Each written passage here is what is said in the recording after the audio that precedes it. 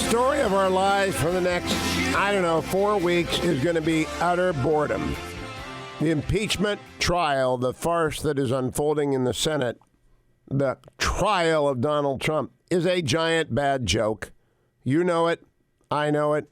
Everybody but the Democrats and the talking heads know it. I have a new Washington Post column. It's going to post at 7 a.m. on the Washington Post landing page. I would like to appeal to you to go there and put some comments in to encourage our friends, the trolls, to have their heads explode. But let me read it to you right now, because this is the honest-to-God bottom line on this impeachment farce. My column that will be up on the landing page in an hour. If we could apply AI to I.O., artificial intelligence to impeachment obsession, there might emerge the archetype of the impeachment addict. A strange and decidedly outnumbered category of American, part hopeless dreamer and part conspiracy-addicted schemer. Almost certainly a blue-check Twitter hyper-user and one disconnected completely from the NFL. Impeachment is a yawner, except when it's an obsession. I'm interested as a matter of triple professional obligation.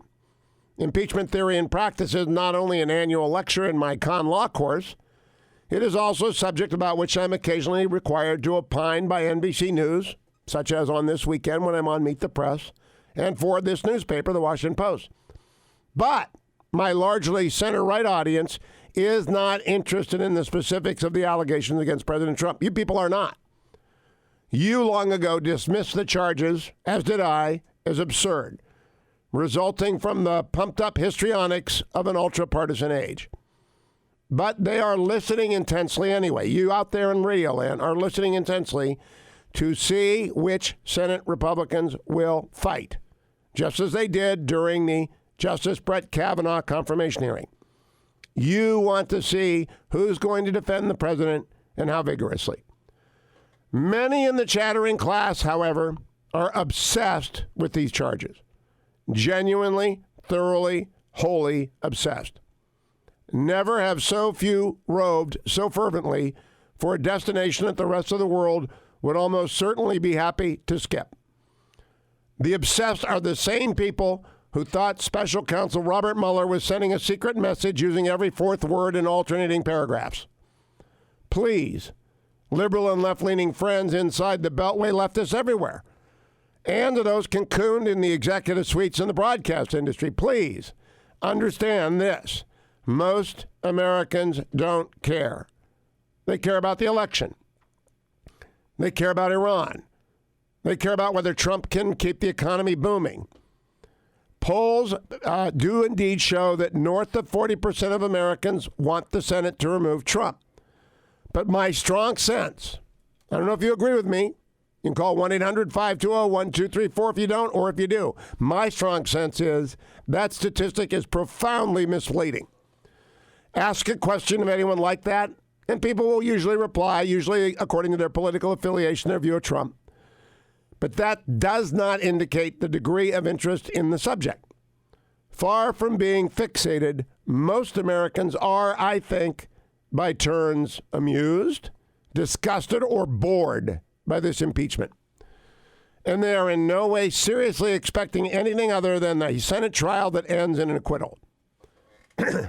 I spent a lot of time interviewing Republican senators over the past week about the concept of, quote, witness parity, witness reciprocity, equal at-bats for prosecutors and for the defense team alike.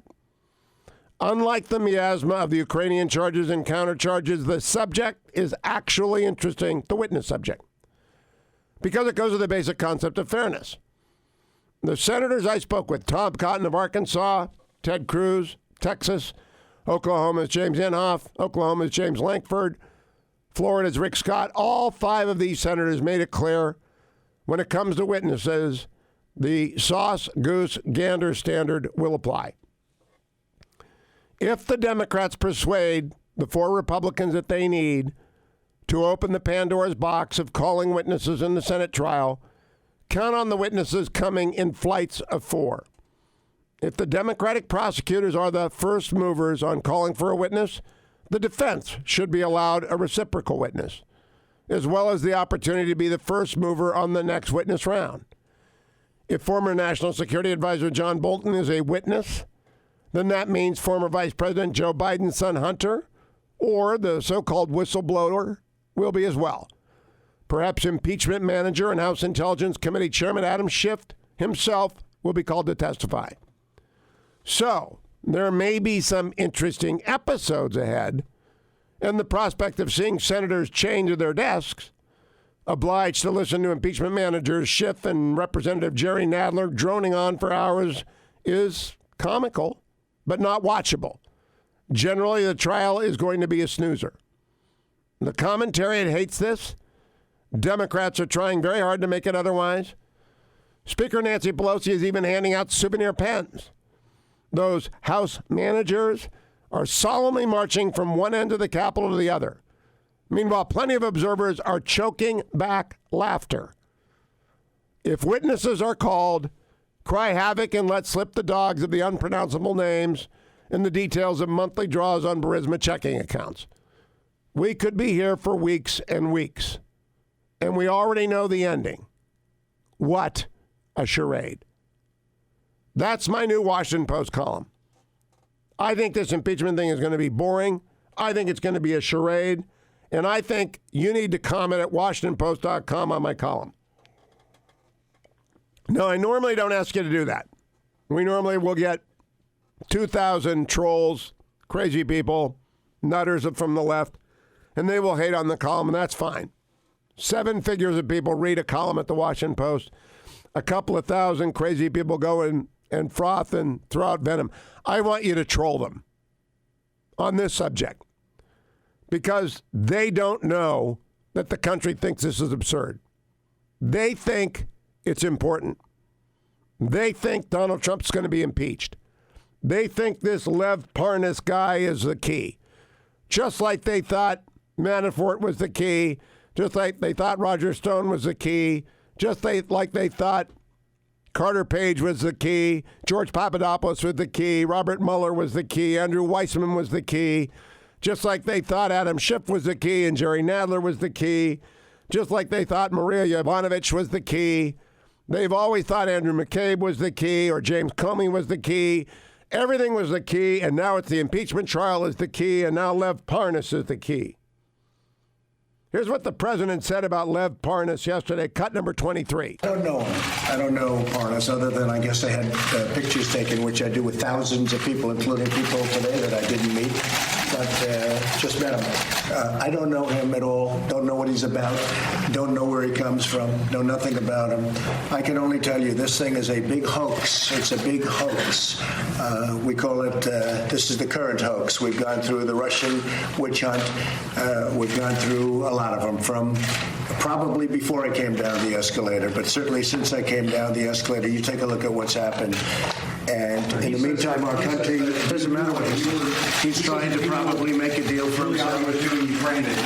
I don't even know who this man is, other than I guess he attended fundraisers, so I take a picture with him. I'm in a room, I take pictures with people. I take thousands and thousands of pictures with people all the time, thousands during the course of a year. And oftentimes I'll be taking a picture with somebody. I'll say, I wonder what newspaper that one's going to appear in. No, I don't know him. Perhaps he's a fine man. Perhaps he's not. I know nothing about him. But I can tell you this. More than just taking pictures with the president. He says I don't know him. I don't believe I've ever spoken to him. On the phone with Giuliani, and he said, I don't believe I've ever spoken to him. Right, you get the point. Lev Parnas is the latest joke. The impeachment trial is a joke. It's all a farce. It's in my Washington Post column. It will post at 7 a.m. at the Washington Post landing page. I'm encouraging you to go and add your comment just to troll the trolls because they really think this is important and it's a joke. Real Donald Trump did not commit an offense, much less an impeachable offense. From the moment that transcript was released, I've said the same thing. It's all a farce, another stunt. And I think he's going to get reelected in part because people are sick and tired of Adam Schiff, Jerry Nadler, Nancy Pelosi, and all the joke Democrats. It's a farce.